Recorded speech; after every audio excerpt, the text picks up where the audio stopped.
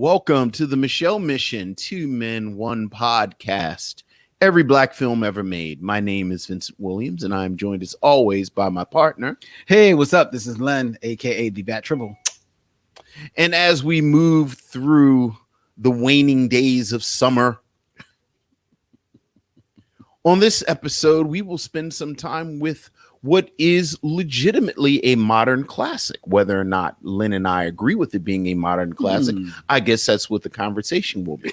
But this is, I think it's a modern classic, 2002's Barbershop, directed by Tim Story, with a script by Mark Brown, Don Scott, and Marshall Todd, starring Ice Cube, Cedric the Entertainer, my fellow Turk, Michael Ealy, Eve, Sean Patrick Thomas, Anthony Anderson. Yes, Anthony Anderson. And a host of working actors that we all know and love. Very true. But before we go and get our lawn done up in the barbershop, we got some listener mail, Vince. hey, always nice. Missives from the missionaries. Indeed. And to start things out, we got an email from Quenu from California. Hey, Quenu. In regards to our review last week of Penitentiary. Okay. All right. Quenu writes, I was listening to your podcast this week, Penitentiary. I have to say, I continue to enjoy your show, but was a little disappointed that two black men, brothers, yes, discussing a prison movie, yes, predominantly about black men, yes, and during the month of Black August, yes, and not even to mention the state of affairs that the thousands of men of color whom still find themselves mired in the prison industrial complex to this day. yes. I know your show isn't overly political, although you do drop some knowledge here and there. Perhaps you'll get around to it when you're reviewing Penitentiary 2. At least a shout out to the political prisoners that are still behind the bars during this month of Black August 2021, even though the U.S. government denies the existence of having any political prisoners within its confines. Quenu from California. P.S. Black August is the month that has been designated to recognize all of the political prisoners still being held captive in the prison system here in the U.S. Well, Quenu, I think you just did it.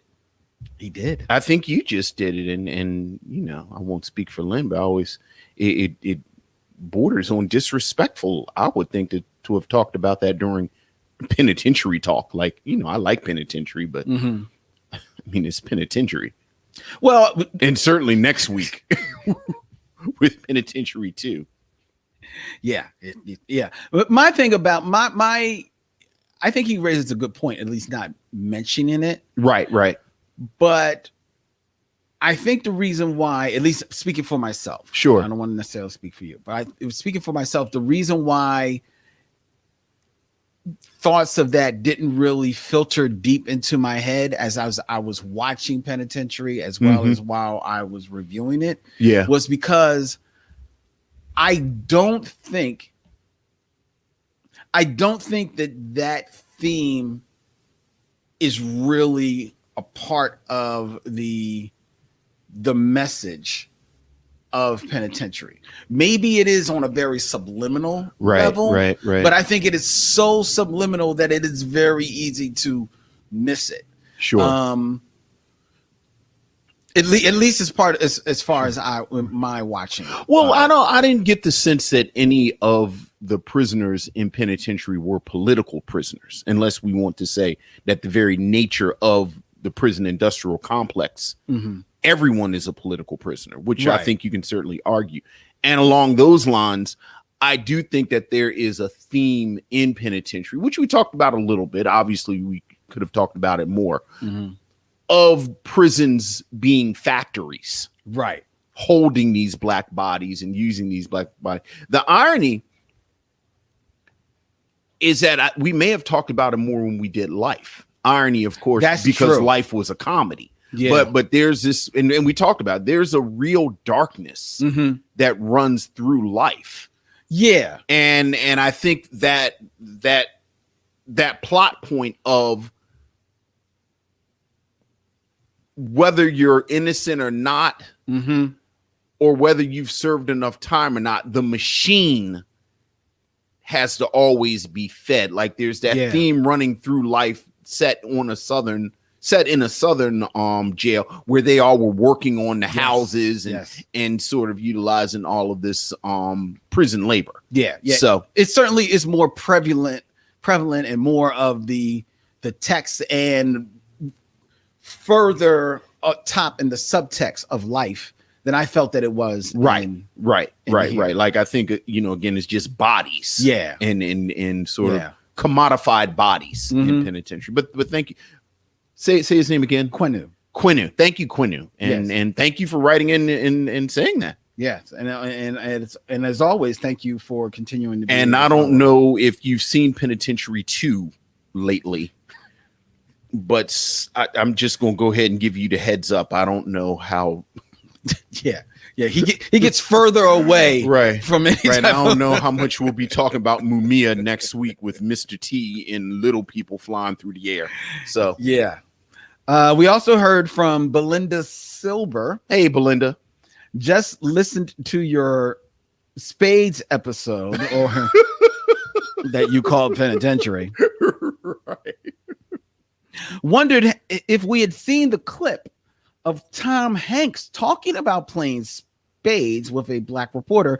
Tim Allen is there totally clueless. After seeing this a while ago, I wondered where he learned. Give me some insight, please. Thanks, Big Mama Belinda. Are you aware of this clip, Vince? I'm learning about it right now in real time. Oh, you are? Well, then allow me to. I don't have the video clip. You know what? I have to say, when I got up this morning, on my bingo card, Tom Hanks talking about spades was nowhere close to it. So I dig it. But I don't have the video clip, but I do have the audio clip. This was Tom Hanks and Tim Allen being interviewed by Zilla Valentine, who has his own YouTube channel. In regards to they were talking to him about Toy Story 4, I would assume, right? Toy Story 4. But he got along to asking him some questions. Zilla Valentine is a black YouTuber. And he got him around to asking him some black questions to prove questions, because he thinks that they both have black cards, so he wants to check them on this. Damn, people just giving out. We need to have more meetings about this. Well, let's see how this plays out. This is slightly edited, but let's see how this plays out. All right, this is from Zilla Valentine. So listen to this clip, ladies and gentlemen. Next one. I want to ask you a couple questions. You're playing spades. You got 4 in the possible. Your partner says he got 4 in the possible. The guys you've been playing with, they've been talking crap the whole game. What do? Do you bid 9 or do you bid 10, go wheels, and go all out for it? 10. 10? Go all out. I've been working Vegas 30 years. I don't gamble. I don't play cards. I think it's It's not necessarily money involved in spades. No, It's just cred. I don't play. I throw deep, baby. Okay. I go deep. I don't know what That's you why guys you are got talking black about. card. I don't That's have any idea what you guys just said. You don't know how to play spades? I'm going to say I do just because I want to move Now, on. when I was in Oakland, California, they all play whist. It's like you see, and then it was a boom, bam. Should I get a cup of coffee or Boom, something? boom. Kids were playing whist, man. But that's like a version of spades, Yeah, sort of like absolutely. Yes. I guess I know Yeah, spades. we hear. Yeah, I think I played the game. Next one. I want to ask you. There you go. Well, much like I sort of alluded to before when you said both of them get black cards, Tim Allen don't get nary a black card because he didn't like any black nothing that was going on just then. No. Tom Hanks somewhere playing bid whist though. Yeah, he said when he was back in Oakland. I was like, what was Tom Hanks doing in Oakland? Actually, it just I don't know. I have other questions. Maybe, you know what? Did they film any of Forrest Gump in Oakland? I don't think I'm just thinking about now. I'm trying to figure out figure when out where he got Tom Hanks was somewhere with some black people. I don't know. Was maybe Tom Hanks the first choice for Training Day? And maybe So you're making jokes. I'm trying to figure out where Tom Hanks was with some black people. he might have been. I'm trying to think. Like he doesn't do. I'm trying to think of any Tom Hanks movies. No, because you know what's the sitcom? Not Perfect Strangers. Bosom Buddies. Right. So he goes from No, that was New Bosom York. Buddies, and that was New York or Soundstage. Was that New York or was that Well, I think it was set in New York. set in New York? Probably a Yeah, soundstage. Soundstage, and then he bounces He does Splash. Splash. Joe the Volcano. Well, he did. Well, that wasn't in Oakland. I was going to say. Yeah, but after Splash, he's pretty much Tom Hanks. I mean, Joe the Volcano aside. right, Joe versus Volcano. I don't know. Was he in California for what's the one where he becomes a kid? Big? Yeah, Big.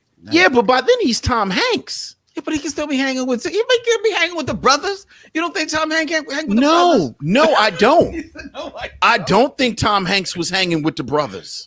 I think he might be. Unless Tom Hanks was with like Denzel Washington or something, or somebody, He's friends with Denzel. a brother who took him with them. He is friends with Denzel Washington because they did Philadelphia and they became friends on that films. Right, but how does Oakland get into it? Maybe he Philadelphia visited the set of Training Day. but that was in L.A. Oh, okay.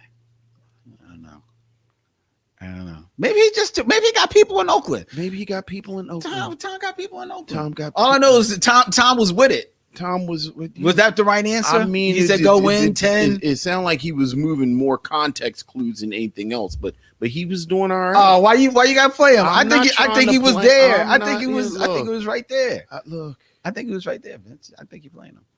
I appreciate that. Also, you gotta be real easy with that 10. We do like 10 for 200 because you fool around and get set.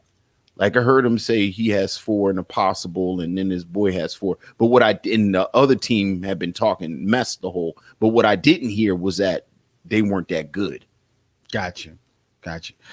G Brown hit us up. You didn't say. I'm about to say you didn't shout out everybody in the chat. Well, I'm about to. All right. G Brown is in the chat on YouTube. Hey, what's up, G Brown? Facebook. It says that he learned while making the movie The Lady Killers. I was going to say The Lady Killers, which I just recently watched, but I wasn't sure where that was set. Oh, Yeah. I've not seen The Lady Killers, but it's on my list. So he learned how to play cards Well, on the set. She's saying on the set. on the set, Okay. yeah. And Janine is saying, yeah, this time in Oakland is the reason why we get Chet's Jamaican accent. I was trying to get to, is this where that boy comes from and him being pretty problematic, but okay. All right. All right. So that's interesting. I know one thing. I've always had a lot of respect for Tom Hanks. Oh yeah. I just American treasure. isn't he though? American treasure. He's just, hey man, this gets it right. I don't really be giving out black cards and inviting people to cookouts and all that old nonsense, but Well, Miss American treasure. Makiba agrees with you. She said, let's stop inviting people to the cookout all willy nilly. Yes. And Yes. so Yes. Right. Let's be crystal clear. On a scale of 1 to Tina Marie, Tom Hanks is really about a 5 or 6. I mean, you know. Oh, okay. You know. And Miss Makiba also said, and don't be talking about taking that ass as a plate either. Right, exactly. Yeah, I feel you on that. But American treasure. American treasure. An American treasure. There you go. All right. Okay. So we have that. And, so thank you to everybody that emails us all of your thoughts and concerns. Really appreciate it, ladies and gentlemen. Absolutely. And speaking of emails, we have a request for all of you for emails. With the end of August, we will be at episode 266 of the show mission. Yes, we will. Which means that that episode 300 is just around the corner. It's probably going to be coming sometime in early 2022. it was, well, Yeah. I mean, 30, It's just like, so it's 34. I mean, we're at 34, so it's going to be like in early 2022. yeah. Yeah, because you know you got to allow for weeks off. No. Yeah. Okay. Yeah. Yeah. So what that means is that starting with episode 275, We start the countdown. we start the countdown. There it The is. road to 300, ladies and gentlemen. The road to 300 it will be beginning with episode 275, when Vince and I will take the time to maybe pull some of those films off of the shelves that we've been, talking about getting to, some certified classes that we're just kind of hold off, just waiting for the right time, waiting for them to ripen in our collection before we bring them out and review them. And we're asking all of you missionaries if there are any select movies out there that you have been like, oh, this is the time. This is the time to pull this off. Right. Now we're not going to announce it yet. No.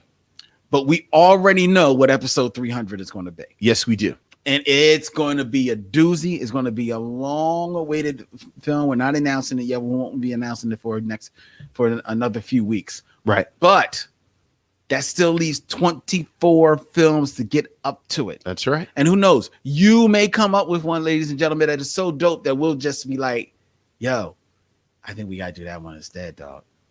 We may have to do that instead. You never know what the day is going to bring. I just found out that Tom Hanks knows about spades. Exactly. So, So you go. never know. You never know. You know what film I see and coming off the shelf in the next maybe even episode 275, Vince. Lethal Weapon 2. It might be time for The Lethal magic Weapon is 2. back. It might be time. Wouldn't it be crazy if we did Lethal Weapon 2 before Lethal Weapon? Wouldn't that be insane? We just do Lethal Weapon 2. We just start with Lethal Weapon 2. Well, an argument could be made, not necessarily Lethal Weapon 2, but an argument could be made that Lethal Weapon 3 is possibly a black film, because isn't that the one that has Danny Glover and Chris Rock? Does Chris Rock come in Lethal Weapon 3 or 4?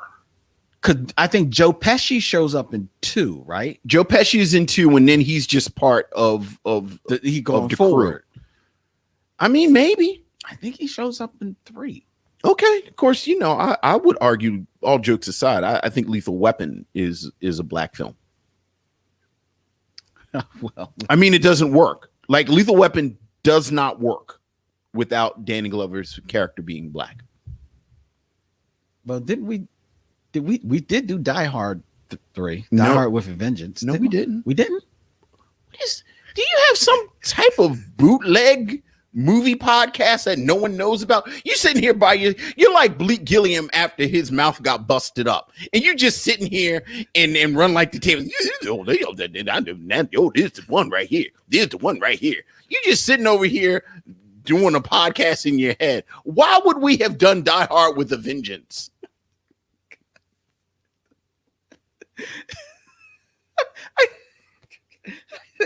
I think that's every bit as much of a black film as Lethal Weapon.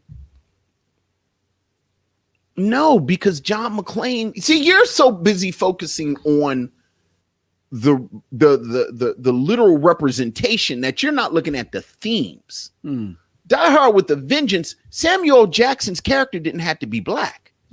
That could have just been a cranky dude. He couldn't have been, but the fact that he Steve is black, Buscemi could have played that role, and it's the exact same movie. no, well, but the fact that he is black does play a part in the movie. No, it doesn't. It does. What part does it play? Because he saves him, because he's got to walk around in Harlem with the N-word on the sign, and Samuel Jackson saves him. That's a detail. That's and he gets beat up because he's the black guy. I seem to remember it playing a part. Yeah. It's been a while since I've seen it. which was my next question. When is the last time you watched Die Hard with a Vengeance? It's been a long time. Right. It's been a long time. Okay. All right. Deborah Battle says that Chris Rock is in 4. Yeah. Okay. Yeah, because 4, I think, is the last one. And 4 is the one they're just like, everybody is just too old for this shit, and they just throw stuff against the wall. Like, I think that's the one where Mel Gibson says it. That he's too That old. I'm too old. Yeah. Right. Okay. All right. So the road to 300, ladies and gentlemen, Road to please 300. email your suggestions to michellemission@gmail.com. We will be keeping tabs of that. Please put the road to 300 in the subject line so we know exactly which email to keep hold of. You know, I love when we get to the roads, because you know I love the Bob Hope, Bing Crosby movies. I say it every time we get to the roads. I do. Don't understand that. I do. Those are such corny movies. But that's part of the charm. Well, I don't know. Well, I shouldn't talk. I sat here the other night watching Abbott and Costello meet Frankenstein and Abbott and Costello meet the Invisible Man back to back just the other night. Those are solid films. The Invisible Man, not so much, but Frankenstein is a hoot. Yeah. Frankenstein. Yeah, those are solid films. That was a good. It was a good time. A good time was had. Mm-hmm. But I also fell down the rabbit hole of Black music documentaries. Okay. And it seems like it's very timely that I did so, because as you came in, like, just adamant that we talk about, there was a big piece of hip hop news that went down lately. Yes. Tell the people about it, Vince. De La Soul has been in a prolonged battle about their rights to their Tommy Boy catalog. Right. And the Tommy Boy catalog, because De La Soul never stopped making albums. No. But I think we can all agree that 3 Feet High and Rising, De La Soul is Dead, Balloon Mind State, Stakes is High. Yep. The first 4 are just classic albums. And for many years, they had a really terrible contract with Tommy Boy, which resulted in the music wasn't streaming. Right. For years. I think the quote that I heard was that Tommy Boy had written in this contract, like they would get 10% of the streaming revenue, and Tommy Boy would get the other 90. So they refused to sign, and because of that, De La Soul's Tommy Boy material was never streamable. Now, this is the part that I always say, like, this stuff about what does and does not get streamed never affected me at all, because I actually own the music. I know that's crazy talk, but you know me, I like people to make their money. Yeah. So Tommy Boy sold their catalog to this other label. I think it's Revolt. Are you looking at I think it's Revolt. Yes. Right. And De La Soul announced today officially, there were murmurs of it yesterday, even the day before yesterday, but they announced officially today that they have reached a deal that they are very happy with about their masters and about their material, and they're going to start streaming it soon. And I am happy for them brothers, like they are in my family. That was the best news I've heard, and I don't know how. I'm so happy for De La Soul. I'm happy for them too, man. I was, unfortunately, as big a label as Tommy Boy was at the time, the story of them not doing right money-wise is a tale as old as time. I've never heard one artist signed to Tommy Boy that said, boy, I'm so glad I'm signed to Tommy Boy. Yeah. I mean, you're actually hard-pressed to find out a lot of 90s How about that? Artists that were signed to the labels that really got a really great deal. Yeah. It's very, very hard pressed. How about that? But I'm very happy for them. Like you said, they are legitimate, legends in the world of hip hop. And they're legends for 2 reasons. One, yes, just because of their music. Their music was, ahead of its time. Yes. It was classic when it came out. It set a bar, and then they weren't afraid to tear that bar down and rebuild it each and every time. How about that? And they are also legends because, let's face it, when we go down the life of hip hop, the legend of hip hop, and especially hip hop groups, it is littered with groups that fall apart. Yeah. Even if they do eventually come back together, which is usually for a cash grab. Yes. They do fall apart left and right. And De La Soul, there's never been a whisper of them falling apart. You never hear anything about it. I know you might touch on this.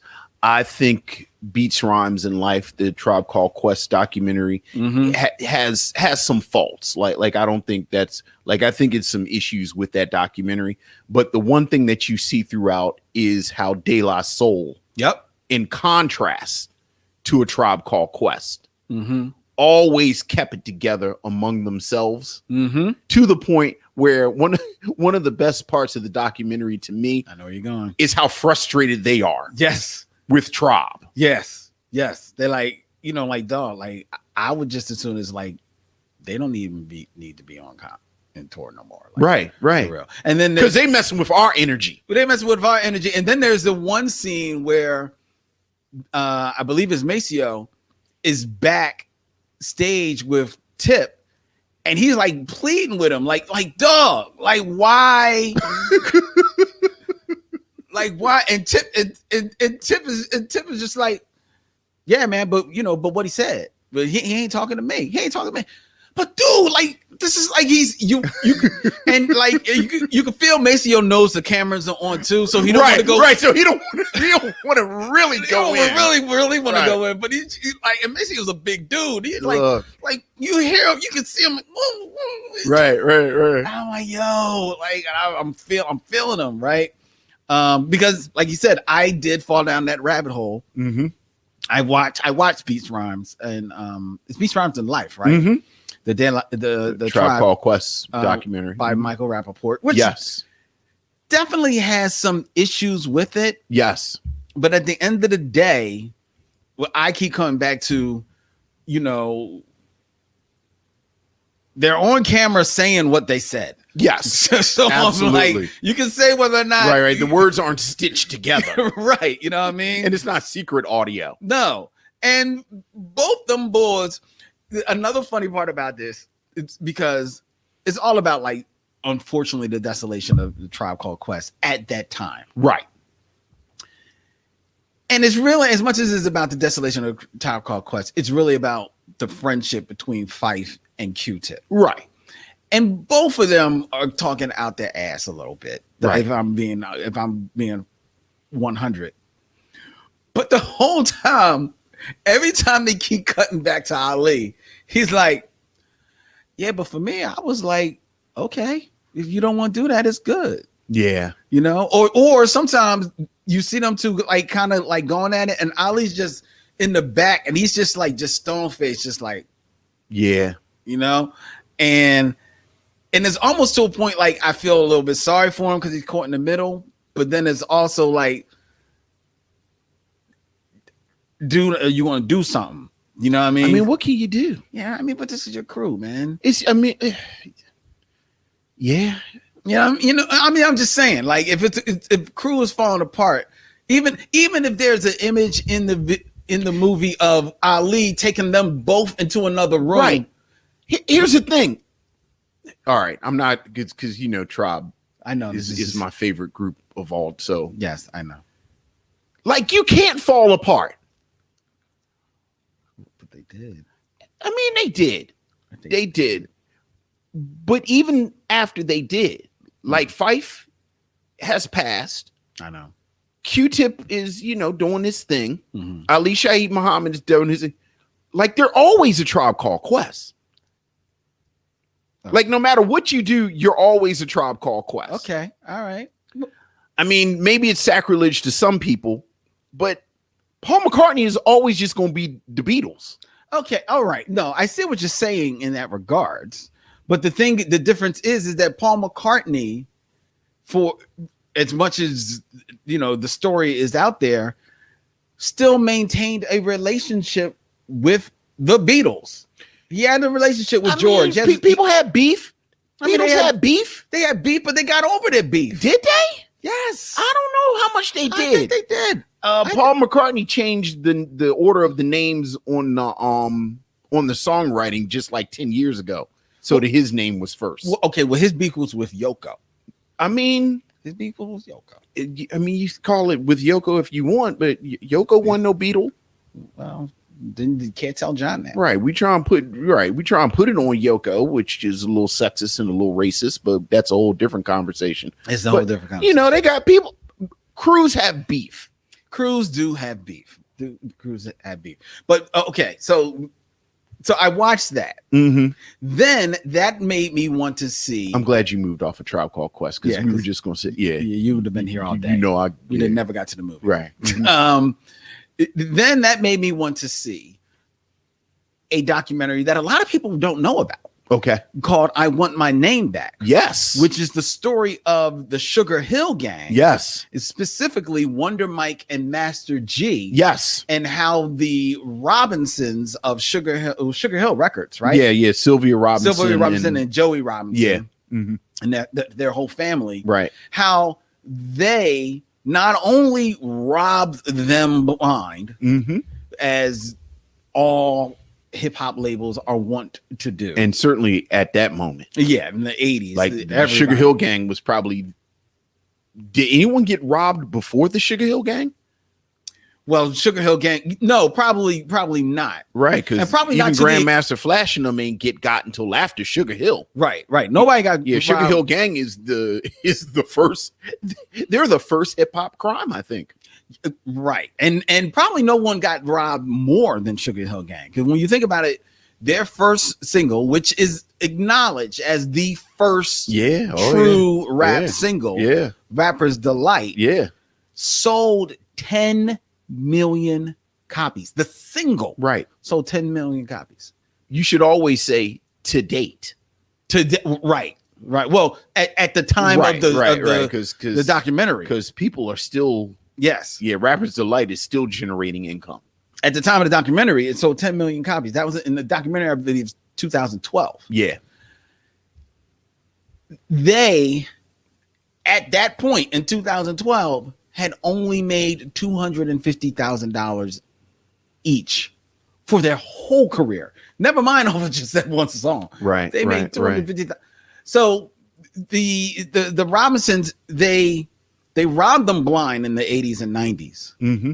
But then in the year 2000, they copyrighted the name Sugar Hill Gang. Yeah. And the rap names Wonder Mike and Master G. Yeah. Out from under them, and then went and took them to court multiple times, so that they could not perform as either the original or the real Sugar Hill Gang, or as the real or original Wonder Mike and Master G. Yeah. I said, man, that is a shame. Now remind me, because I haven't seen it in years, in my early hip hop, like my pre-Rakim hip hop history gets real murky real fast. They didn't write Rapper's Delight though. That's a misnomer. That's a misnomer. Okay, all right. That's a misnomer. I see Miss Makiba and Deborah Battle arguing it out right now in the chats. Wonder Mike and Master G, who rapped under their names before the creation of the Sugar Hill Gang. Right. They rapped in different crews under those names. They wrote their rhymes. They wrote all of their rhymes in every one of their songs. Apache, all of their songs going forward. I'm talking specifically about Rapper's Delight. No. I'm about to say. Okay. So including Rapper's Delight, they always wrote all of their lyrics. Okay. The part in Rapper's Delight that was not written was Big Bad Hank's. Hank was not a rapper. Right. Okay. Grandmaster Caz wrote Big Bad Hank. Big Bad. Right. Which is why he actually refers to. Right. He says Caz in it. Yeah. Like he actually raps Caz. Okay. And now the reason why he raps Caz in it is because Caz wrote it. Yeah. But Caz wrote it with the thinking that, okay, dude, I'm ghostwriting this for you, but you're a rapper, so where it says Caz, right? Change that to Hank. But Hank's not a rapper. But Hank is not a rapper at all, right? Which one of the best stories out here is when all three of them are sitting there, kind of like auditioning to become this group, because they were all kind of like separate individuals put together by the Robinsons. And they go to Sylvia Robinson's house, and she throws on a beat. And Wonder Mike was rapping off the top of his head. He throws it to Master G he comes off the dome. He throws it to Hank. Hank seemingly comes off of the dome with a rhyme. Mm-hmm. Goes back to Wonder Mike off the dome. G off the dome. Hank repeats the rhyme that he just said. Right. Which is after the third time of him repeating this rhyme. Yeah. They realize, oh, dude's not a writer or a rapper. Right. And what they then learn is that what he is doing in this auditioning is reciting a rhyme from someone else that he heard. Okay. And that person was also Grandmaster Caz. Right. Which is why Caz in the documentary is like, dog, the real Sugar Hill Gang should have been Wonder Mike, Master G, and Caz. me. Right. You know what I'm saying? Right. But it's a bug documentary, but as crazy as it is, I can't have but so much sympathy for Wonder Mike and Master G, because when you get robbed in the 80s and 90s of all of your dough, that is a signal, bruh, for you to get each and every one of your papers in order, so that there is no reason why in then the year 2000 that the Robinsons should be able to copyright the Sugar Hill Gang, and let alone your rap names. Right. Like that's the first thing you can take care of. I think the thing, and I thought I saw this, but now I'm thinking maybe I didn't, which means I need to sit down and watch, because you read so much about the $250,000 is shocking to me, because I just assumed they had been performing all along. No, they were trying to, but the Robinsons actually were performing as the Sugar Hill Gang, while Wonder Mike and Master G were trying to perform as there were two Sugar Hill Gangs out there. So it's like that Temptation situation, right? Almost. Because the Robinsons still had Hank. They still had Hank. Right. So okay. All right. Now it's all coming back. So it was Hank. And then I think Sylvia Robinson's son, one of his sons. Right. And then some other boy. Right. And those two boys were calling themselves Wonder Mike and Master G. Right. And now, to be fair, Master G was the first one to leave. Wonder Mike still kind of stayed with it, and Leland Robinson started rapping. And when he started doing shows and was introducing himself as Master G, Wonder Mike was like, yo, dog, you can't like just call yourself Master G. Like, you got to come up with another name. Right. And when he just kept doing it, that's when Mike left. Right. And he was like, yo, this. And then the bad thing is Big Bad Hank is the most visible one. Like when you visualize him in your head, he's the one you see. Because he was like the big dude. You know what? Honestly, the person I always saw was Wonder Mike, and I think it was because he was light skinned, he was tall, he had like that kind of curly hair. I thought Big Bad Hank was the big one. No, Hank was just a big. He was just a big dude. He just had on that tight shirt all the time. Him on like that tight terry cloth shirt. No, he was a big dude, but he was like more like a chubby dude. Oh, he was a chubby dude. You're right. You're right. Yeah, he was a chubby dude. I'm actually thinking. You're thinking about Mike. I'm thinking about Mike. Yeah, you're right. Because Mike, you're was 100% right. Real light skinned boy. Because Master G was the little boy, right? The little like Davy Jones of the cute right group, you know, like cute boy. You know like I said, pre Rakim, my stuff is real shaky. My hip hop is real shaky. It's not it's an interesting documentary. It's available for free on Tubi TV, so you can check that out. Yeah. And then I watched on HBO Max. They just put out a documentary. Free advertising. Just say you watched. I watched on something. They know how to talk. They know how to call Podglomerate. There's a documentary about Woodstock 99. Yes. Which I had forgotten that they had done in Woodstock 99. I remember Woodstock 94. And I think that's deliberate. Yeah, because Woodstock 99, ooh, that was a whole mess. Oh, I remember the mess, but I also, like you said, I think there has been a deliberate operation to downplay it. Yeah, because that was the one where they did, like, they set fires to the joint. Right, but it was just all middle class white boys. It was all wilding out, wilding the hell out. Women being like, like abused. Yeah, oh yeah. And a real disturbing, I guess, disturbing now. Yeah, I guess probably disturbing at that time, because DMX performs there. Yes. And it's real kind of creepy to see the sea of white people just calling, responding the N-word back to DMX. Of course. You know, I mean, in one sense, he is like has total command of that audience, but in another sense, it's kind of messed up. You know what Woodstock 99 is? You know the disco sucks story. Do you know the disco sucks story? What's the disco sucks? So the disco sucks story, disco basically came to a halt. Like disco had become this fad thing, and there was a radio station in, I believe, Chicago. Okay. That changed formats. Okay. It was a rock station, and then it changed formats to disco. Okay. And then like that turned into this. There was this whole rallying cry about disco sucks. Okay. And like you've seen that. Like on shirts and stuff. On shirts, it like disco sucks. So they had a disco album burning. Okay. At a baseball game. It was Chicago or Cincinnati. It's one of the Midwest towns, you know, real white working class. And it turned into a riot.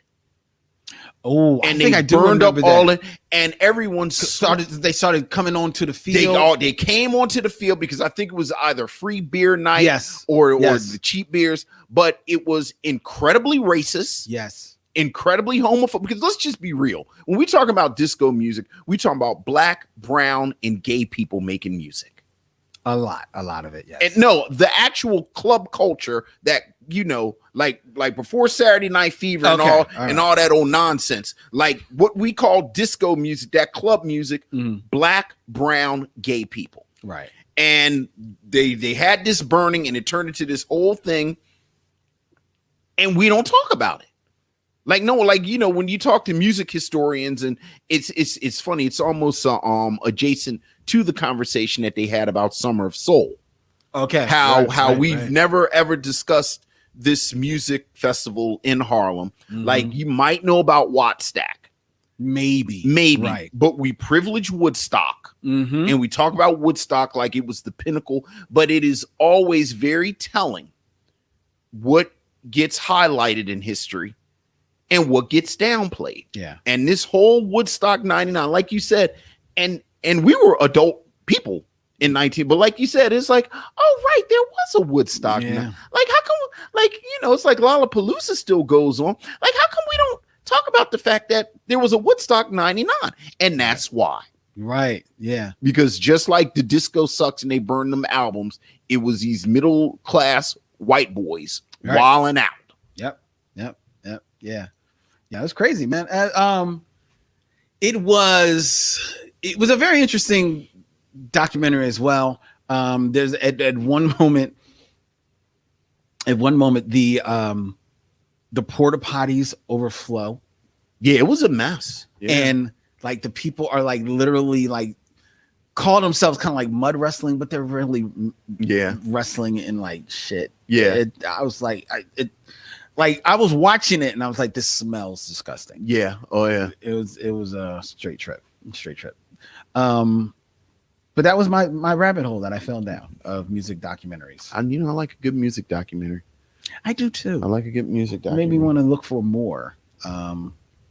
Check that out. Damon Williams says he thinks that it may have been Detroit that took place. Somebody look it up real quick. Like, it should be easy to find. All right. Well, they'll correct us. Yeah. Somebody look it up real quick, and we'll say it in real time. I know it was real Midwesty though. Vince, do you know what this weekend is? My wife's birthday. Is this a trick question? I'm not sure what's this weekend. This weekend is Free Comic Book Day. Hey. And That is fantastic. all over the country, there are Mhm. going to be very special celebrations of Free Comic Book Day. So check in your local listings, ladies and gentlemen. But I want to highlight one thing that is happening, and this is in Harlem, where the Apollo celebrates Harlem Week Nice. with a free panel discussion about Harlem's own Luke Cage. It's a virtual program streaming on Apollo's digital stage for Free Comic Book Day, Saturday, August 14th at 11 a.m. Panelists include New York Times bestselling author Brian Michael Bendis, comic book writer who, Yeah. not for nothing, I got to say, probably is the one that made the biggest radical change in that character of Luke Cage. He is 100% responsible for the Luke Cage renaissance Yes. of the past 10 years. Like, no question whatsoever. Chia Hodari Coker, Okay. the creator Nice. and former showrunner of Mhm. Marvel's Luke Cage, Very nice. as well as Marvel writer and editor Joe Duffy, and the award-winning comic book writer, filmmaker, journalist, educator, and writer of the Shaft trade. Oh, paperback. David Walker. David F. Walker Very nice. will be on hand as well. That promises to be a great time. Luke Cage, Harlem Superhero, streaming on the Apollo digital stage to Apollo's Facebook and YouTube page. The tickets are free, ladies and gentlemen. They are free, but you need to RSVP, and they're available at apollotheater.org. Very nice. Very nice. Check that out. All right, Vince. It's time for us to get into an hour review. All right. Did anyone post where the riot was? Let's see. Did anybody Let say? me just look it up real quick. Disco Demolition Night at Comiskey Park in Chicago. There it is. There it is. Just want to make sure that was on the tape. July of 1979. There it is. Thank you very much, Ms. McKeeva. The reason why Detroit played a part in it, the game was the White Sox and Detroit Tigers doubleheader. Oh, okay. You all look that up. It's a very interesting story. Yeah. There's been some really, really interesting reporting around that story as years have gone by, and how they've had to, pardon the pun, how they've tried to whitewash it about what was really going on. But it's a really interesting, if you're interested in, and I know I'm on my jag now, but I love if you're interested in music programming, in race, in popular music and all, it's a really fascinating moment, especially at this moment when we're all commemorating the 40th anniversary of MTV. I believe so. Yes. Yeah. Really pay attention to the MTV reporting, folks, if you're interested in this kind of thing. Pay close attention to what's being said and what's not being said about those early days of MTV. So, all right. Let's get get into our review. Oh, yeah. We talk about movies too, don't we? We do. Let's get into our review of Barbershop. All right. But first, it's time for trailer talk. All right. What you want to talk about, Lynn? Well, I do want to talk about a couple of things. One, Aaron Fry in the chat is saying, talking about music documentaries that we should do, Standing in the Shadows of Motown. Yeah. Stories are fascinating and deserves to be Yeah. turned into a Netflix series. Yeah. That is definitely good, and that definitely was released to theaters. Yeah, but it's a documentary, and you and I have gone back and forth about documentaries. Dude, I'm letting you know right now, there's probably about a good 2 documentaries that I'm going to be putting up for, selection in the Road to 300. Well, if you crack it, Standing in the Shadows of Motown is one of my favorite documentaries. Yeah, that's a very good one. Yeah. That was definitely a very good one. So I definitely wanted to give that shout out. I also want to give a shout out, and I'm going to put you on full screen so people can check it out. I want people to see, I gave up trying to keep up with your t-shirt game. I just gave up. Hey man, it's a pandemic. We just sat around and bought t-shirts. Like, show the people what you got wrapping on your t-shirt, man. Give me.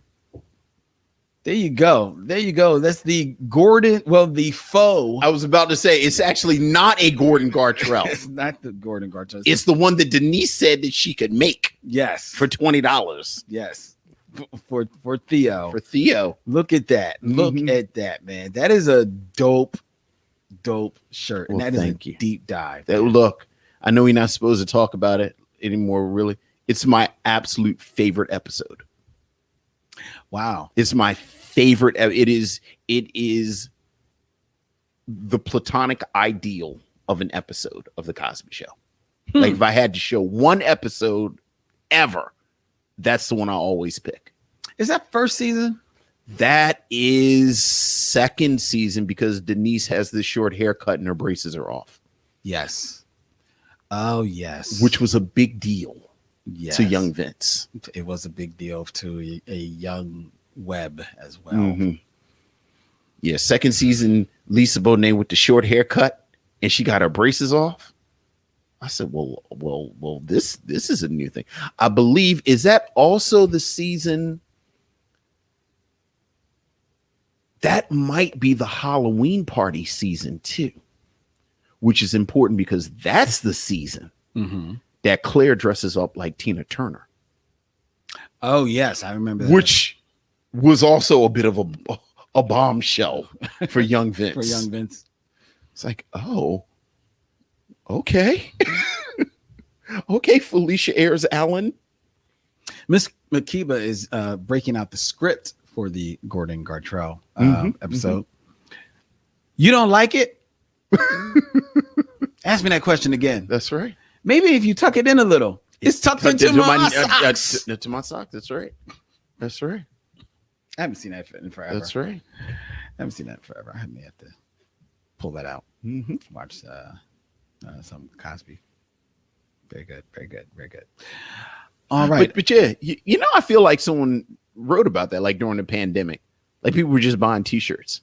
Well, we have a problem at my house. We actually have a problem in my house with T-shirts. Really? Just have you turned your daughter? And then you know how you get into the algorithm. So then it is just they just keep throwing them at you. So you gotta get them. Yeah, they gotta get them. So oh wow. Yeah. See me, I just get Batman stuff. Right. But you know, the music, the movies, the pop culture, the nerd stuff. I know. So well, I have decided. Okay. In trying to change up my wardrobe from Batman T-shirts to other T-shirts. Okay. All right. Batman to other T-shirts. That's right. That I'm still going to wear my Batman T-shirts. Okay. Because I'm Bat Triple. You are. You know. You got a whole deal. We're in the bat base. Yeah, you can't see it, ladies and gentlemen, but it's thick in here.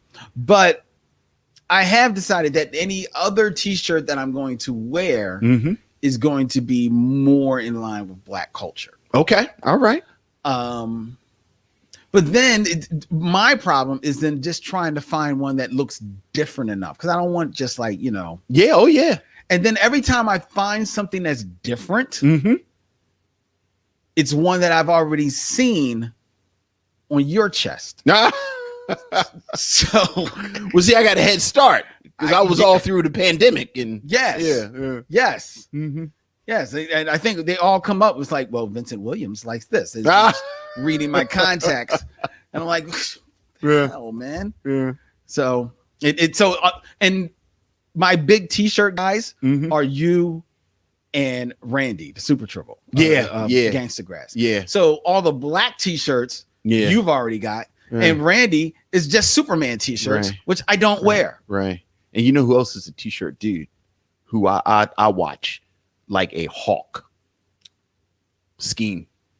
Well, yeah. Scheme is a everything. Dude. Like I can't mess with Scheme because Scheme like you're at least ordering online. Yeah, Scheme is right in Japan buying. Yes, I know. You know what I mean? I know. He's at the mills. Yeah, I know. You know, I straight copied him with the Gil Scott Heron was right T-shirt. I know.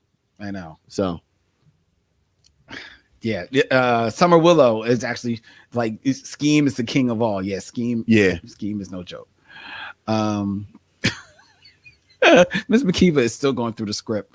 My arms are the same length. Why aren't my sleeves? Why aren't my sleeves? That was it. It's got a perfect Claire moment at the beginning when Cliff looks in the box and says it's $50. It was a $50 shirt, and then Claire says, "Oh, it's got to be a pair of pants or something in there." Amen. Amen. All right. Only teenage boy that should have a $50 shirt should be on stage with his 4 brothers. It's been so long. That's a line? That is a line that Cliff says to him. He goes in the kitchen, and his dad says, "Look up on my dresser," and there's a box, and in that box is a Gordon Gartrosha. And Theo says you went and bought it, and he says, "And as I fully go into my dadhood, my fatherhood, it is so true." He says, "I never returned it." That's true. I've been living in this house a long time. Like, I knew how this was going to unfold. That is very true. So that is very true. Real quick story. all right. It's trailer talk. It's trailer talk. My daughter, Yes. daughter Olivia, who lives in New Mexico and is in the Air Force, and because of COVID and everything like that, I have not physically seen or touched my daughter in 2 years. Oh, My daughter will be here next week, very nice. along with my grandson. Beautiful. Can't wait. Matter of fact, she's coming on the 17th, the day we do the show. All right. So I'm looking forward to that. But I may have told this story on the show before. My mom was my mom was a trip. My mom bought my daughter like some clothes for Christmas one year, right? And they were nice clothes, but this was right when my daughter was probably about 13, 14, starting to develop her own kind of like sense of style. Sure. And my mom's style was not necessarily where my daughter. Well, was she's aligned. mom. Right. Yeah. But my daughter dutifully said, course. "Thank you, thank you, grandma, whatever," and put the stuff in her room, right? And at this time, me and my daughter were living with my mom because my daughter was going to high school around the corner from my mom. Okay. So she put the stuff in her closet, call it a day. My mom, as mothers do, over the year, goes in my daughter's room and realizes that my daughter has never worn any of the clothes that she bought her. So until my daughter graduated from high school, which was 4 years later, Yes. my mom boxed up those clothes and gave them to her as a gift every Christmas. So did your daughter just not notice? My daughter, my defiant daughter, thank you, grandma, kissed her, put them back in the closet. So it had turned into a thing. It became a thing. It was the lionesses. She was not. It's the lionesses. She was not. When the lionesses go look. Sometimes I just put my hand on Adam's shoulder. We back out the room slowly. That's right. The lionesses. Yes. Oh yeah. Yes. That's real talk. Oh, dude. By the Olivia's senior year, at Christmas time, we would do like somebody we handing out the gifts, and Olivia, this is from grandma, and Olivia's like, oh, okay, oh, same box. I wonder what it is, and we would just sit there because nice. We knew. Hey, you better stay out of that. Oh, we stayed out. Now, my mom every year would still give her a new like little Bath and Body. No. I but this was where the war was being That's where waged. the war was, man. That was the war. It was so funny. It was so funny. Great. I can't wait to see my daughter. Yeah. All right. Bree 517 says, "Happy for you, Len." Thank you. Yeah. I can't wait. And I'll like I said, she's gonna be here, so I'll put her on blast. All right. What parents do. Yes. All right. It's time for us to get on already. All right. The show is already an hour long. Yeah, here we go. You ready? I am ready to go. Let's go. Barbershop is a 2002 American comedy drama directed by Tim Story, written by Mark Brown, Don B. Scott, and Marshall Todd, starring Ice Cube as Calvin Palmer Jr., a third-generation barber and barbershop owner. Mm-hmm. And the story revolves around the challenges that he faces with the barbershop, as well as the barbershop's place in the community, as well as other events occurring in this South Side neighborhood of Chicago. Besides Ice Cube, there is also Anthony Anderson, Cedric the Entertainer, Eve, Michael Ealy, and a host of other working actors. In Barbershop, the choice of Lynn Webb. Lynn, Yes. what do you guys say about Barbershop? Wow, man. This really took me back. I don't think, honestly, I've seen this movie since I think I maybe watched it one other time the year after it came out. Okay. And I haven't watched this movie since then. Okay. I remember this being a film where I remember this being a fun film for Ice Cube, because Ice Cube pretty much plays the straight man in the movie. I remember this being a film. I've never been a huge fan of Cedric the Entertainer as a comedian. Mm-hmm.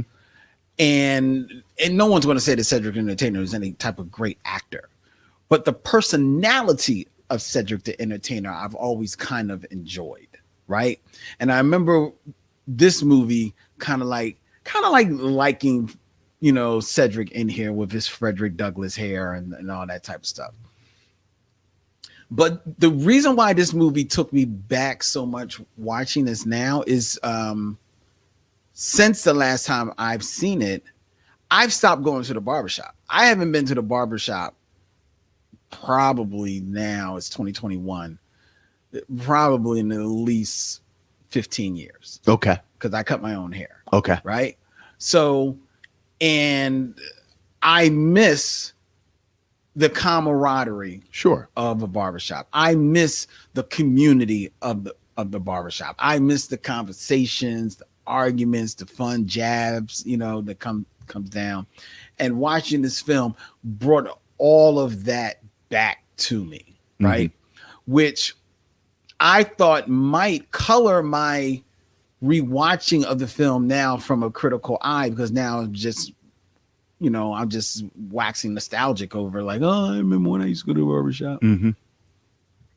But no, this is just a really fun film. Mm-hmm. It's just a really cool, nice, easy slice of life film, which more often than not, Black films have seemingly not been allowed the license to be, especially at this time in early 2000s, right? They usually had to be, if they were a slice of life, there still had to be some kind of like real deep message behind it, either, sticking it to the man or against the man, or, it's like, some big hollow death that's happening or whatever. Or it was played out melodrama for romantic or dramatic sense. This is just a comedy. Mm-hmm. It's just a nice movie. It's just a moment in time in this barbershop with these characters who, while for the most part are thinly drawn, because of the acting that is given, you still get like a fully fleshed character from some of the episodic beats that happen within the film through everyone. Like I said, Ice Cube is the linchpin upon which everyone else orbits around as the straight man in this movie. And by everyone, I mean the other barbers in the shop, as well as our quote unquote antagonists, in the Anthony Anderson's character, as well in Keith David's. Yeah, didn't mention Keith David. Keith David as I just had his Lester Wallace. Yeah, Lester Wallace. Oh boy, him of the Bobby Brown toupee. Everybody orbits around Ice Cube, and by this time in Ice Cube's career, he is not only just a seasoned actor, but he is a seasoned performer who knows how to be generous on screen and allow people to just feed off of his energy, right? Right. And I found myself really enjoying his performance here and him lending himself as the lead in this movie. Michael Ealy, this is very early Michael Ealy. This is when the world takes notice of Michael Ealy, right? Right. And I don't just mean the, one half of the world that is like taken in by the man's looks. I mean the world at large taken in by his charisma and magnetism on the screen, because the camera cannot not find him when he is on the screen. Right. And to his credit, he doesn't overplay his hand at all in this movie. No. He's very, very mannered in his performance. You get the sense of his past as like a little bit of a thug, right. On the streets, but you definitely also get the sense that this is a man who is at a crossroads, right, trying to figure out exactly which way he wants to walk, going forward. And that plays out, and a lot of that plays out just in his eyes, just in his mannerism, just in the way that he holds himself, as opposed to what is said, any lines that he says. And I think that it's very well done by him. So it's only right that the world takes notice of him. Sean Patrick Thomas as Jimmy James is kind of like another kind of like quasi antagonist in this film. He's just that jerk in the know-it-all college boy in the shop. Plays it to the hilt, gets it over. He definitely he plays jerk well. Right. He does it well. The person who really is a revelation in this film is a little bit is Troy Garrity as Isaac Rosenberg, the one white guy in the film, who kind of it mimics a bit of a black aesthetic in how he lives his life, right? But you never get the sense that he is doing mimicry. You always get, as he says in this film, I'm just doing as I grew up in the neighborhood that I grew up. This is what I was shown. This was, and let's face it, we all do this. We all kind of like take bits and pieces of what we see around us and use that to forge who we are. Right. And his character is a young man who's still kind of trying to forge who he is, but by taking in the world that he lives in to find that identity, right? Right. He in no way tries to make it out that he's black. I mean, he jokes about being blacker than the college dude, but his tongue is firmly in his cheek when he says that. Yeah. He just a man who is living the life that he sees on the street and living it to the fullest, and not trying to defront about it, just trying to find his way. And I thought he actually plays the role very well. He could have been very buffoonish. He could have been over the top with it. He too is smartly very mannered. Nobody plays over the most over the top is Cedric an Entertainer. And his role is meant to be over. I was about to say, but that's that character. Right. That's that guy. Yeah. His character, Eddie, is supposed to be over the top, right? and he's got some over the top things that we'll talk about that he says in this film. But everybody it's just a cool film. The only other person, honestly, to me, whose performance falls like maybe a little like flat to me is Eve. But this is still early in Eve's, ascent as an actress. And two, she's not anyone who is going to be challenging for any awards anytime soon. Right. But this is very early. She's making that transition, and she's Eve. She does Eve. Right.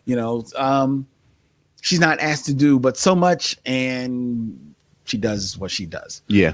She doesn't get in the way of anything else that happens in this film, which is what I appreciated. And I also appreciate that Tim Story, the director, does not get in the way. He smartly pulls the camera back, gives you a sense of place in the barbershop. You can kind of get the geography of the barbershop plays out as really true. I appreciated that. And the script, where there's like the bare bones of a story. He's Ice Cube's character, Calvin, is back on. He's got property taxes up to wazoo. All of a sudden, he's got to go to a loan shark, Lester, played by Keith David, to sell him the shop, so that he can pay off his bills. Well, not to pay off his bills, so that he can open up a music studio in his basement with like some equipment from pre-Sugar Hill days, so that he can then make money to pay off his bills. An excellent plan. What could go wrong? What could go wrong? And then, hilarity ensues as that all blows up in front of him. Meanwhile, there is an ATM that is stolen from a shop across the street, and somehow that story kind of dovetails into the whole drama with going on in the barbershop. And it's, the way the stories kind of commingle, it does a little bit of story gymnastics to do that, to be fair. But hey, sometimes life is like that. Sometimes life has just got you up on the parallel bars doing like God knows what. And by the time it does make these crazy leaps, you're already drawn into the story, because that really doesn't happen till like the very, very, very last third of the movie. And by then you're kind of like invested in the characters and the situation to a degree, and you're just along for the ride. And to be fair, that ending still doesn't quite play out the way that you might think it does. Right. There is really, shockingly, this movie, Barbershop, gets listed up under, quote unquote, hood films. There's no violence in this movie. No, there isn't. There's no violence. No, there isn't. And the only any semblance of violence is cartoon, right? Self-immolation that Anthony Anderson's and Lorenz Tate brother do to themselves. Oh my God, how much does that job suck? Being Lorenz Tate, and then your name being Lamard, right? Like, you look just enough like Lorenz Tate that people say you look like Lorenz Tate, and you sound just like your brother, but not enough like Lorenz Tate that you can be Lorenz Tate. Yeah, and it sounds like your mother knew it because she named you Lamar. I wonder if he and Omar Gooding have meetings and just sort of hash these things out. They you know what? I bet they do. Yeah. I bet they do. Probably with Tom Hanks brothers. Right. Yeah. So I actually, in watching this film, I found myself pleasantly surprised by how much I really enjoyed this journey back into the barbershop. Okay. I have a lot of affection for this film. And quite honestly, I have a lot of affection for the series. But just talking about Barbershop, I think this is a film that, in spite of my affection, has a lot of issues. Okay. Like it has a lot of issues. Yeah, I think the whole side plot, because it's not really a subplot. Like, you forget just how much screen time is taken up with this whole ATM deal. Yeah, there's like a whole montage with Lamar. And it's never been good. It's not that funny. It's never, ever, from the first time I saw Barbershop, that whole side plot with Anthony Anderson and Lamar Tate felt like the writers didn't trust the material. So we had to have this whole side deal for the hijinks. I got you. And it has never landed with me. It doesn't age that well. And frankly, I think when we talk about Barbershop, we all pretend that part's not there. That part's not there, to the point where you think it's a subplot. But again, in an hour and 42-minute movie, it's a little over a third of the movie. I'm curious.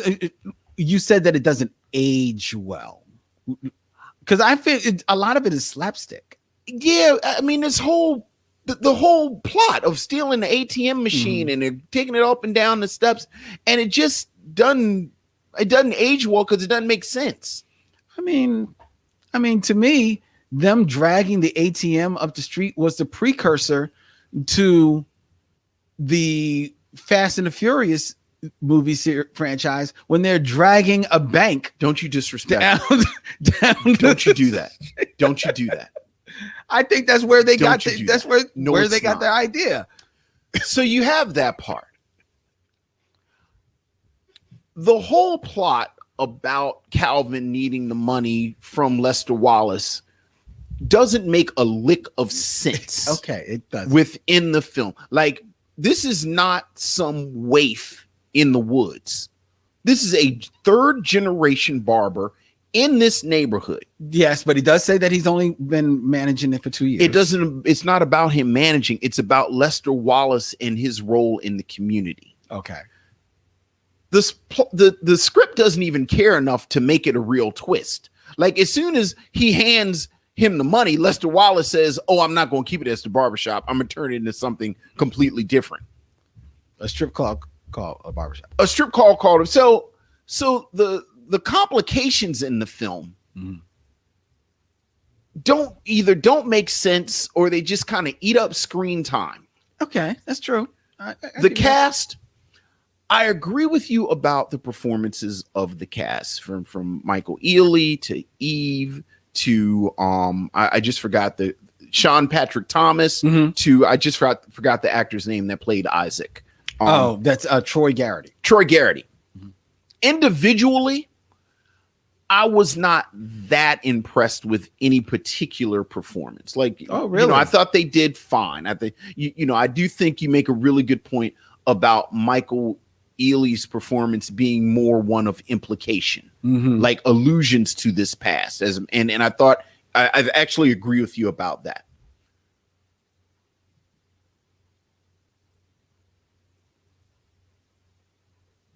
The part of this film that ultimately wins me over, though, is the barbershop itself. Yes. So all of those individual performances, I wasn't blown away by any of them individually, but the camaraderie between them was so natural and so lived in. And it's like they actually seemed like a group of people who have worked together. This barbershop is personified by Cedric the Entertainer's performance. And much like you, I'm not a Cedric the Entertainer, his comedy, but I like Cedric the Entertainer. And this character, Eddie. I think Eddie is such a brilliant creation, and the creation of people who know about barbers and barbershops, because this older barber figure who is ridiculous for most of the time, he's sitting and he's eating a chicken up front and he's got the crazy hair and he makes these jokes. They ain't all jokes. But part of the reason that he is important is for those moments where you realize he is a living tributary of this history. He has these two wonderful scenes in this film. The scene where he teaches the other barbers how to cut with the straight razor. is absolutely glorious. It is absolutely glorious how it and to Tim Story's to give him credit, the way he stages it. Yeah. And the way everyone in the shop gravitates, and the way Cedric the Entertainer transitions from this goofy dude, and he's making all this stuff. He's still that guy, but you realize the wisdom that is in him. And then, of course, that monologue that he gives to Calvin after Calvin sells the shop.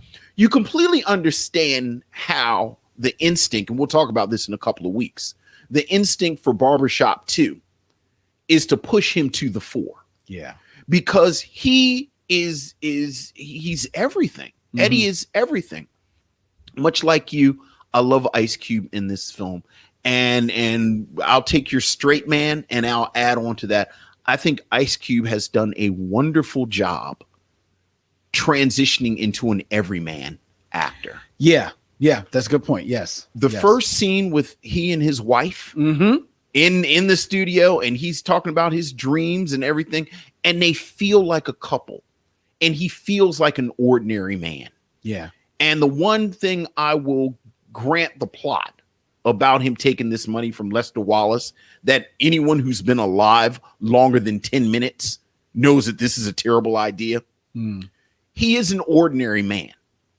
And I love how Ice Cube is able to transition into this role. Yeah.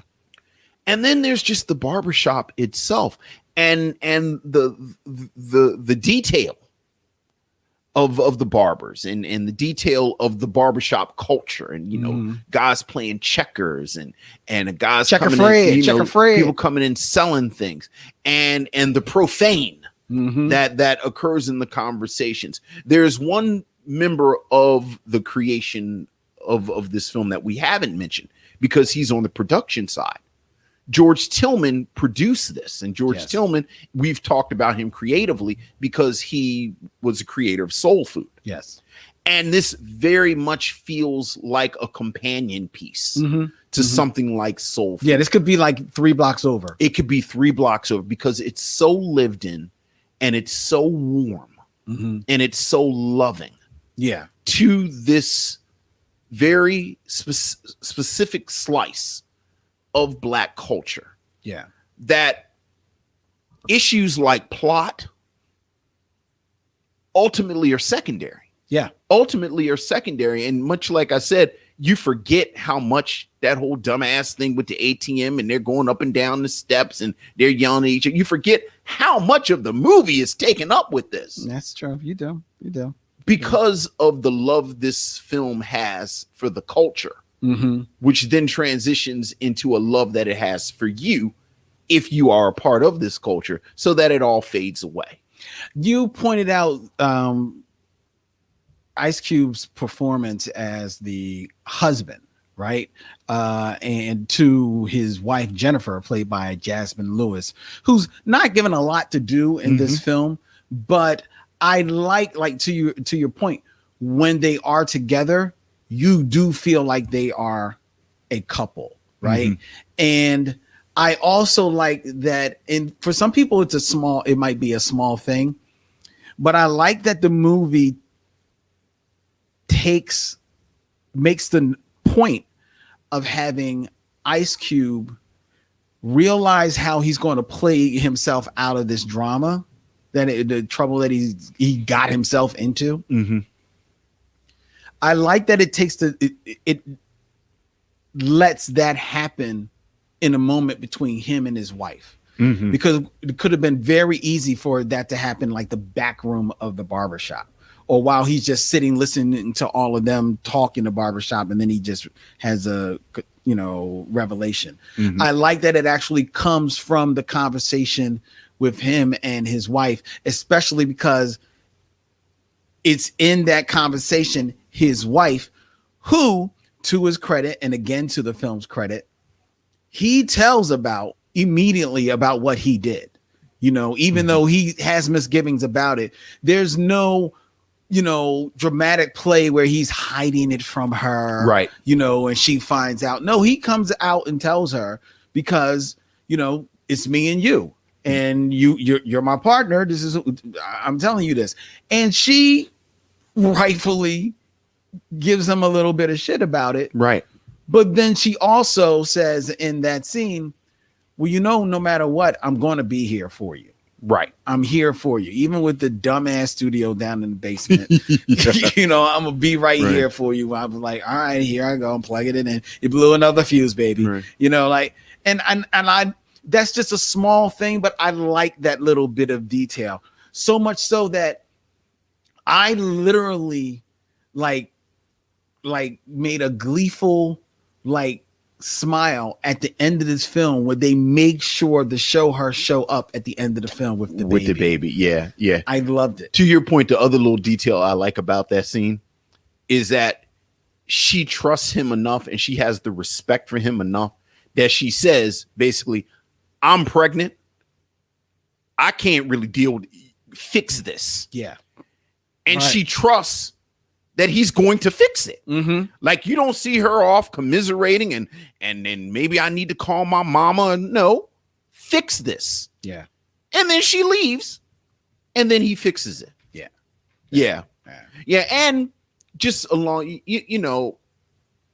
like I thought Eve, you can tell this is early in Eve's acting career, but you have to give credit to the script for finding these spaces for women's voices in a story that, frankly, you it's not going to be women. True, because it's a barbershop. Yeah, but you have Eve as a female barber, as we've mentioned. Calvin's wife is a voice that runs throughout. Even the few moments with the woman who owns the nail salon next door. Right. Like, I like that the film finds these moments while staying true to the oftentimes profane nature of a barbershop. Speaking of profane, two conversations that take place in this film. Yes. And this is one where it maybe ages a little badly, and that's the whole early in the film, the conversation about the big asses and big ass women and women with big asses. Yes. Yeah. And that maybe doesn't age super well, but that only doesn't age if you take that conversation out of the barbershop. I was about to say, if you've never actually been to a barbershop. Yes, because that conversation is definitely in the barbershop. That is 100% a barbershop conversation. Yes. And it actually would be a lot more profane in barbershops than I used to go to. Look, I told you, my childhood barbershop, Harry's Afro Hut, it was an old dude, the old dude named Fuel. Fuel? I don't know if that was his government name. I don't know if that was his nickname. He was Fuel.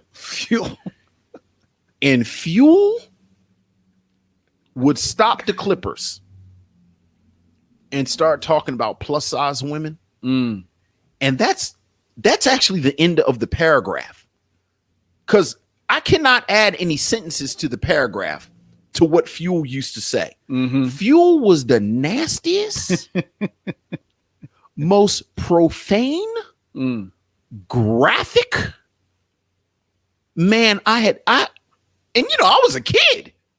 Right. I couldn't even believe what was coming out of his mouth. But boy, if Fuel turned them clippers off, and like you said, it's not a matter of you like it or you don't like it. It's like saying I like the sunrise or I don't like the sun. It's just part of the culture, and I thought they dealt with it as tastefully as you can, depicting it that people outside of barbershops are going to see it. Right. Then there is the matter of Eddie. Yes. Cedric the Entertainer's character. And a bit of dialogue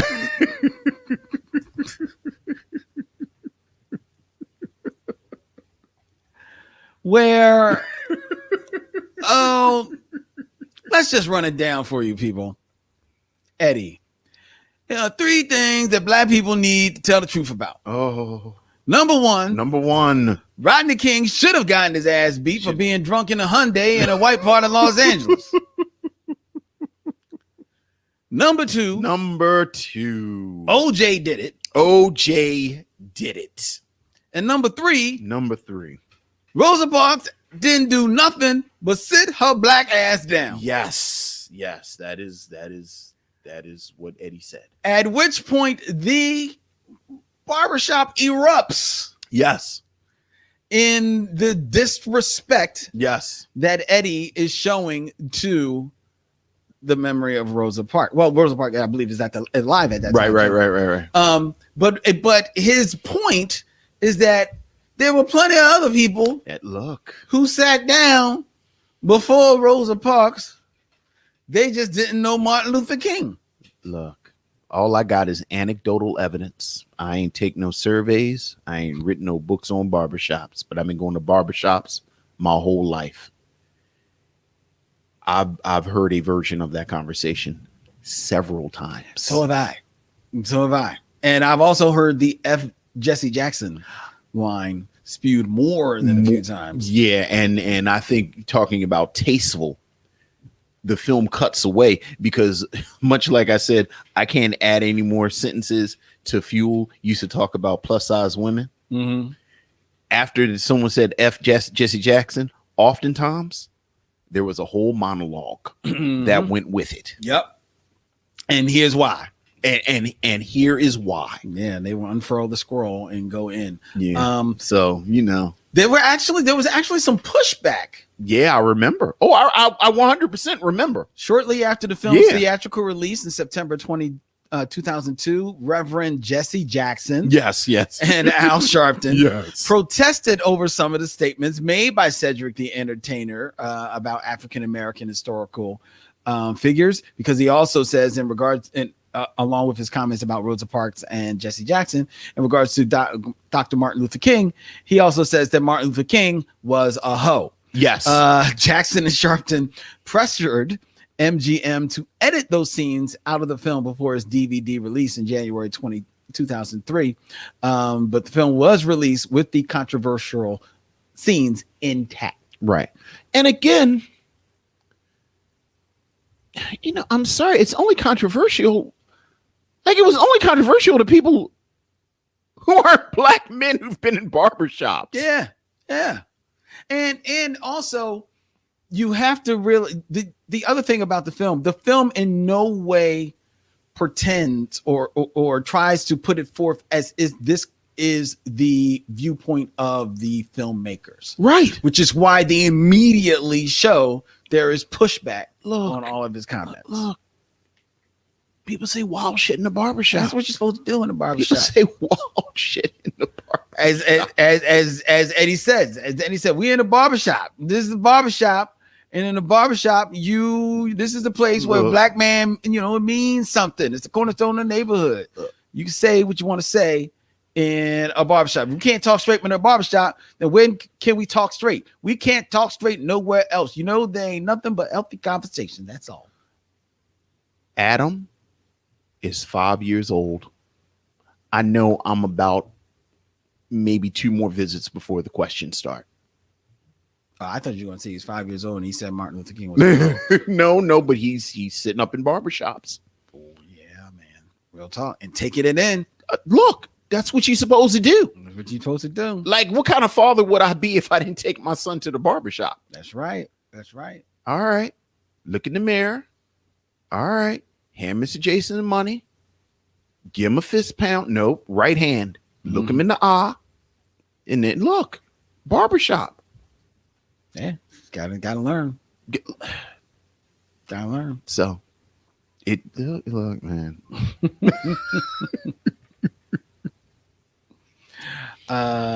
So here's a question. Go ahead. Because I know we're coming, because you did talk about the threat of violence or vice. I really enjoyed the ending more than I remember. There's a moment at the end with Lester Wallace where he has to basically make a decision about how far he's going to push this.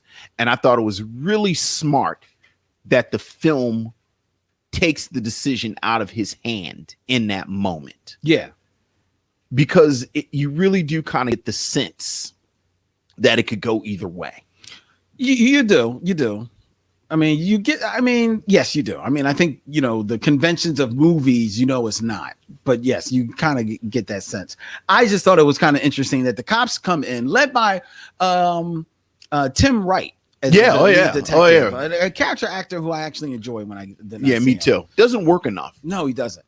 I thought it was kind of interesting that part of Calvin's ploy is like, yo, you either going to let me go or I'm going to tell everybody about, this chop shot you got going in here. And the cops come in. They see that you can't see that it's a chop shot. Well, here's the thing. And this is why I think it's unclear.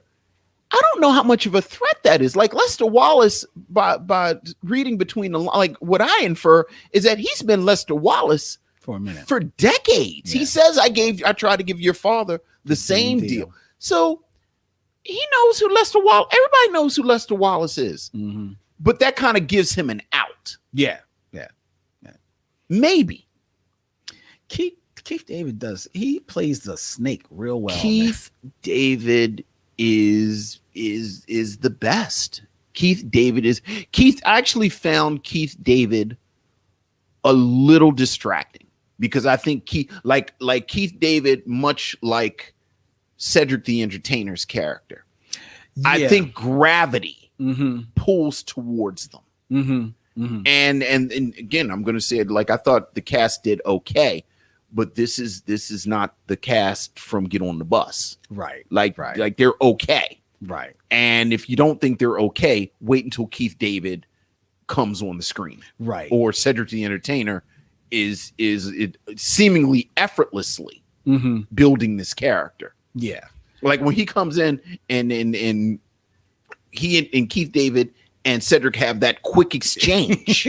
Eddie, nigga. But it's all there. The whole history. And if that moment had gone 5 seconds longer, it would have derailed the whole movie for me because that's the movie I want to see. There's one moment that kind of derailed me from it, and I didn't rewind the moment. But so you tell me whether or not I saw this right. First of all, one of the reasons I stopped going to barbershops is because I've learned to cut my own hair.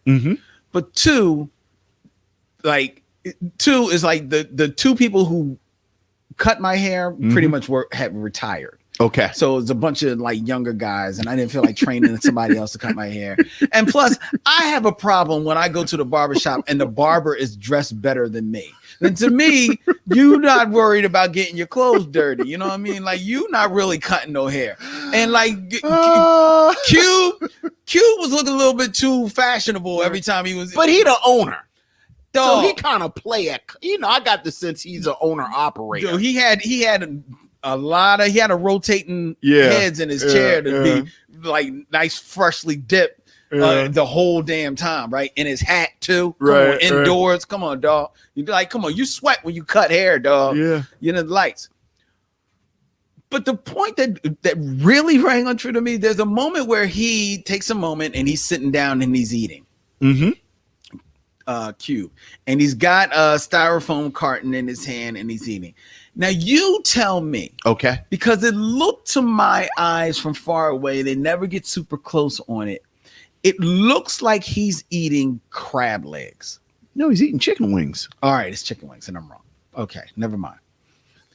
I don't know why I thought it was crab legs. And that there's no human being that's eating shellfish in a barber.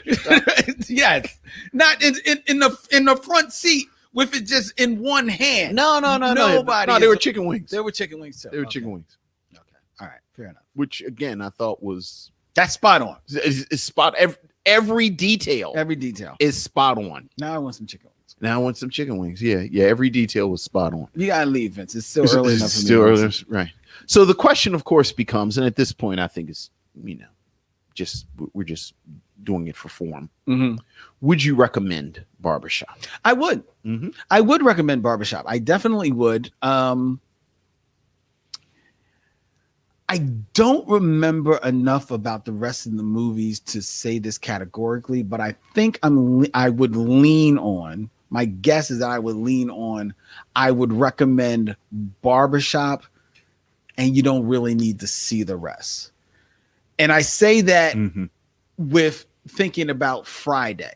Sure. And to my mind, you can watch Friday and you don't need to see the next week and anything like that. But I don't remember enough about Barbershop 2, and I'm not even sure if I ever saw the final cut. Isn't that weird? Yeah. How everyone says that? Oh, yeah. Well, I think there was like a little bit of a gap there too. Oh, yeah. Well, the third one is about his son who's now 16, 17. Jesus. Yeah. Yeah, so I would definitely recommend seeing Barbershop. I think it's a nice movie. It's a fun movie. It's funny. It's funny. It's funny. It's not as hilarious as I remembered it being, but it's still funny. It's still comical. It's a sweet film. I think and believe it or not, I think children of a certain age, it's a family film. Absolutely. Because I know it's PG-13, but yeah, certainly 9-10. Yeah, I think 9 or 10, you're definitely in play. I agree. I agree. I would almost say that this is damn near canonical. Like when you talk about Barbershop, like when we talk about films from the 21st century, definitely black films like I'm all, what I always say if I'm teaching a class and I had to teach, but you have, absolutely, I would recommend Barbershop. Again, I think as a film it has flaws, yes, but as an experience it's you have to watch Barbershop, and we'll certainly talk about this more in a few weeks. I think you would watch the other films because of what is the real strength of this film, and is the depiction of this community, and the depiction of these characters, and I think another testament to the script is you become very invested in these characters fairly quickly. I mean, it's an hour and 42 minutes. And like I said, in 40 minutes is Anthony Anderson dragging around the ATM machine. Bro. So you become invested in these characters very quickly, so that the sequels are really like seeing old friends that you have. It's almost like going to a homecoming. So, but I would absolutely categorically recommend Barbershop. I've been saying this for years. And I think people have flirted around with the idea, but I really think a winner, if you want a winning series, the docu real life series type of the things that they got going on, right? You want a really winning series, you take a Barbershop in the Northwest, a Barbershop in California, a New York Barbershop, or maybe Philly. Right. And a Barbershop down south. Yes. You plot a camera into each and every one of them. Come on, man. And then you just intercut just stories, and it never has to leave from the barbershop. It never has to be scripted. You just cut. Just find it. You just let the camera run. And I guarantee people will sit and watch and just listen to those conversations. Well, I think you said something a little interesting a moment ago when you said about training young barbers. And I do think as time goes on, again, just anecdotally, it's difficult to find the traditional barbershop culture. It's just harder. Is it dying out, do you think? I don't want to use a term like dying out, but I do think, I think it changes. Like I haven't had a barbershop with the old dudes playing checkers Well, yeah, in a while. That's Like a long time. Your barber. What's the culture at your barbershop? It's, dudes maybe 40 years old. So maybe the oldest barber. How old's the oldest Like barber? the owner is maybe maybe 40. Wow. Maybe 40, and they're younger, but it's a type of barbershop that there a lot of kids. People bring their kids to the barber. No real profanity in the music. It's not a front. No one's in there dealing drugs. Okay, it's not a front. Right. Or just where one of the barbers is dealing out of one of the chairs. Let's again, if we're gonna talk, let's talk. One of the chairs, and like all the clippers are plugged in at all the chairs. Right. Or it's just a dude that somebody's coming back and forth all the time. Right. So it's not one of them barbershops, but there aren't old dudes in there, or a lot of old dudes. Like old people will come in, and I don't know how many of those barbershops can be sustained. I mean, just as just time goes on. Yeah, just time goes on. That's true. But I love barbershops. I love barbershops. It's look, man, it's the only place that is all black men from all walks of life. Yeah, it is. Like, it's the only place where you look. It's and it really is. I can't think of anything place else. Look, it's just the bar. You put the women. Well, and then it's you're in a bar. Like, everybody doesn't go to a bar. Right. But everybody, almost everybody. Yeah, everybody goes to the barbershop. And again, so. All right, ladies and gentlemen, before we tell you what we're going to be watching next week, we kind of already told you, we invite you all to share all of your thoughts, your concerns, all of your feelings. Email them to us at micheauxmission@gmail.com. micheauxmission.com. 2 Men 1 Podcast, every black film ever made, where you can hit swag and check out all of the cool designs that we have available for you by way of our friends at TeePublic. All the designs except one, as we were notified this week that we had to get rid of. But we're not going to talk about that. Anyway, you can also follow the Micheaux Mission on Instagram, Facebook, and Twitter. Subscribe to the Micheaux Mission on YouTube at Micheaux Mission on all the social medias, which is a proud member of The Podglomerate, curated podcast for your listening pleasure. ThePodglomerate.com. They make podcasts work. All right. All righty. Next week on the Micheaux Mission, it is Vince. He's back at bat. Yes. With his film, Vince. What are we watching next week? We are going to continue our journey into the trilogy that is Jamal Fanaka's masterpiece, Penitentiary. So we will be watching Penitentiary 2. Ooh. Which we will talk about this much more. But I think Penitentiary 2 Penitentiary rather, is one of very few film series. The only one I can think of off of the top of my head is the Alien series. Okay. That changes genre. From film to film. Oh, I have another one. I'm not going to mention it. Okay. I have another one. But while I think Penitentiary is arguably, along with The Last Dragon, the last blaxploitation film, Penitentiary 2 is very much a product of the 80s. Oh, so it's interesting because The Last Dragon is after Penitentiary 2. I know, but it has we talked about it. It has the sensibilities right of a blaxploitation. Well, that's because Leon Isaac Kennedy starts smelling even more of himself in Penitentiary 2. Well, I not to give it away too much, but I do think it is noteworthy that this is a script written by Jamal Fanaka and Leon Isaac Kennedy.